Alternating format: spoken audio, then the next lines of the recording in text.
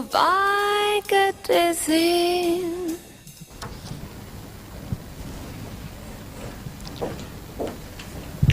Muchísimas gracias, Matthew, por la conferencia, por los datos tan interesantes. Creo que has hecho un metaanálisis de las investigaciones al respecto muy bueno.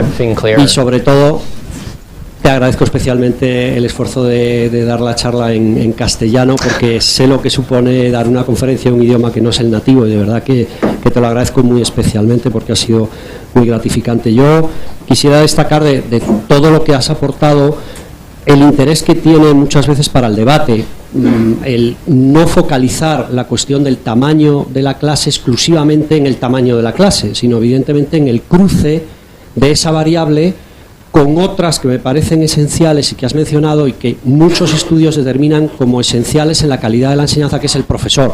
Por ejemplo, las horas de clase que tiene el profesor, o el sueldo que tiene el profesor, o incluso la calidad del profesor. Seguramente un buen profesor con un tamaño de clase grande, mediano, regular, puede conseguir mejores efectos que un mal profesor con una clase muchísimo más pequeña. Es decir, que yo creo que focalizas mucho el interés en seguir investigando, cruzando variables que son determinantes y no solo hablando de una variable como es el tamaño de la clase. Yo creo que eso es muy interesante y hemos aprendido mucho con ello, ¿no? Yo lo que te quería preguntar es si sería posible, en esa línea que tú planteas de investigación cruzada con el efecto profesor, que me parece determinante, si ves viable que informes como el de PISA o TALIS permitan, si no experimentales evidentemente, pero sí estudios cuasi experimentales o ex post factos, permitan determinar algunos efectos en estas variables, es decir, cruzando el efecto tamaño del aula con años de experiencia del profesor, por ejemplo, o este tipo de datos. Si están esos datos en esos estudios y si se podrían cruzar. No sé si podrías decir algo al respecto. Pienso que los datos de PISA y TIMSS proveen muchas oportunidades para estudiar estos asuntos. El ejemplo del estudio de Bussmann y West de TIMSS demuestra un ejemplo de un estudio cuasi experimental donde usa diferencias entre el séptimo grado y el octavo grado en las mismas escuelas para identificar la relación causal entre el tamaño de las clases y el rendimiento escolar. Y también sería posible hacer estudios de otros determinantes del rendimiento escolar, porque yo no conozco muy bien los datos de TIMSS y PISA, pero entiendo que son bases de datos muy detalladas. Hay mucha información sobre los estudiantes, sus familias, sobre los profesores, y que proveen muchas oportunidades para aprender más, no solo en un país, pero en muchos países. Si yo hago un estudio con un base de datos de los Estados Unidos, aprendo algo de los Estados Unidos, pero con PISA o TIMSS, el mismo trabajo produce resultados por muchos países, y creo que esto es muy importante. Muchas gracias por la presentación. Yo me voy a presentar, no sé si se estila en la conferencia, pero soy David Casado, vengo del Instituto Catalán de Evaluación de Políticas Públicas de Barcelona. Agradecerte enormemente la presentación, el esfuerzo que has hecho por hablar en castellano también.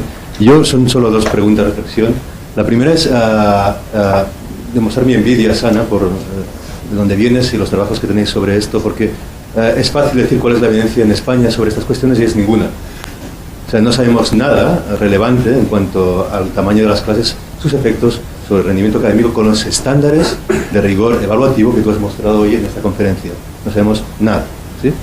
No solo eso, sino que no estamos aprovechando la coyuntura para intentar aprender algo al respecto. Se están implementando reformas tendentes a reducir el tamaño, a aumentar el tamaño de las clases, debate muy ideológico, pocos datos, ninguna evidencia a medio y largo plazo seguro. O sea que envidia porque al menos tú te estás planteando mejorar la evidencia para tomar decisiones. Nosotros no tenemos ninguna evidencia. Esta sería mi primera reflexión sobre tu presentación. La segunda es, tengo la curiosidad de saber hasta qué punto en la situación en la que estáis en Estados Unidos, en que hay evidencia, ¿sí? Evidencia quizá no muy concluyente pero relativamente sólida, ¿cómo está afectando el debate político allí sobre la importancia del tamaño de las clases?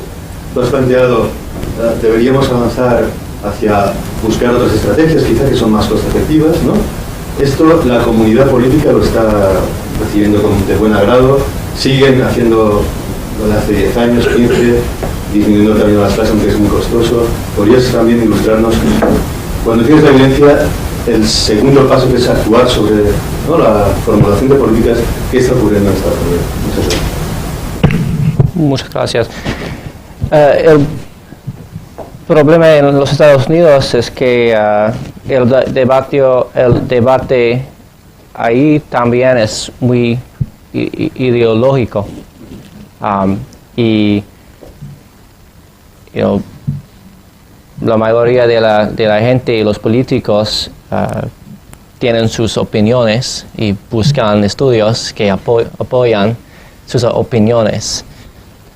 Creo que es mejor que sabemos algo que sabemos nunca, como dijo. Y creo que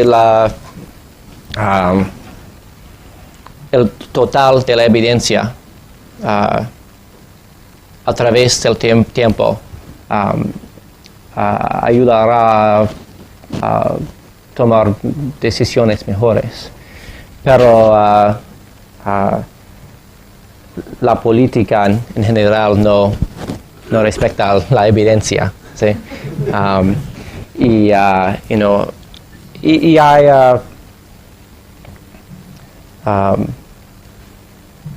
hay otros factores aquí besides la evidencia.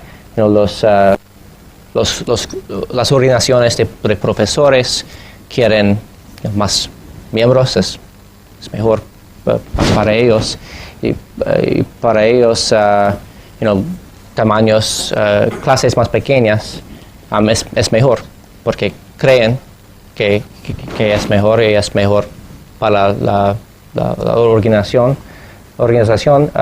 También es un asunto que el gobierno en los Estados Unidos y en muchos países es un gran empleador de mucha gente, y no solo estas políticas educativas no solamente son políticas educativas.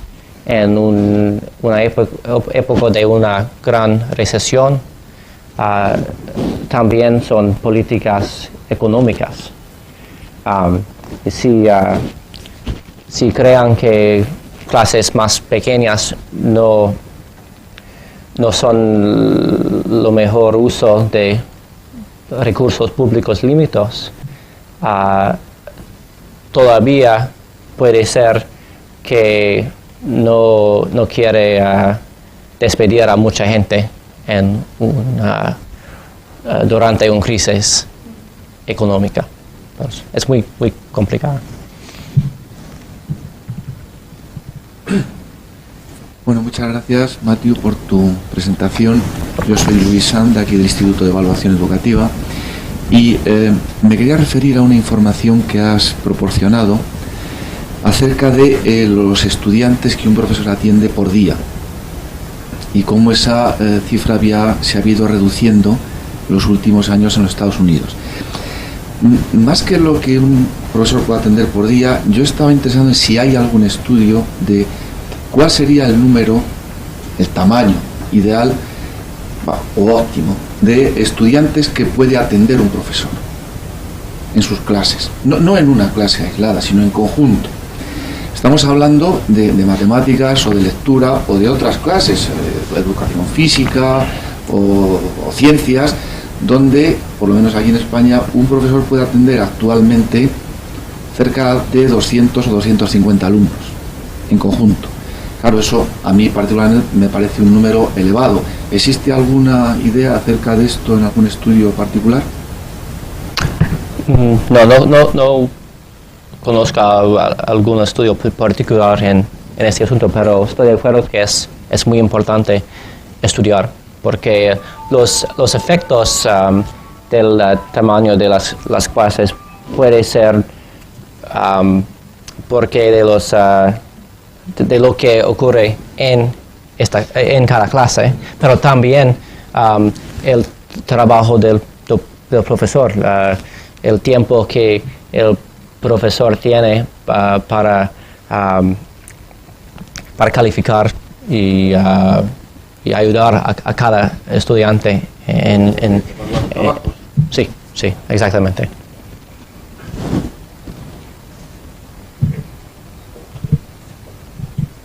¿Ninguna otra pregunta?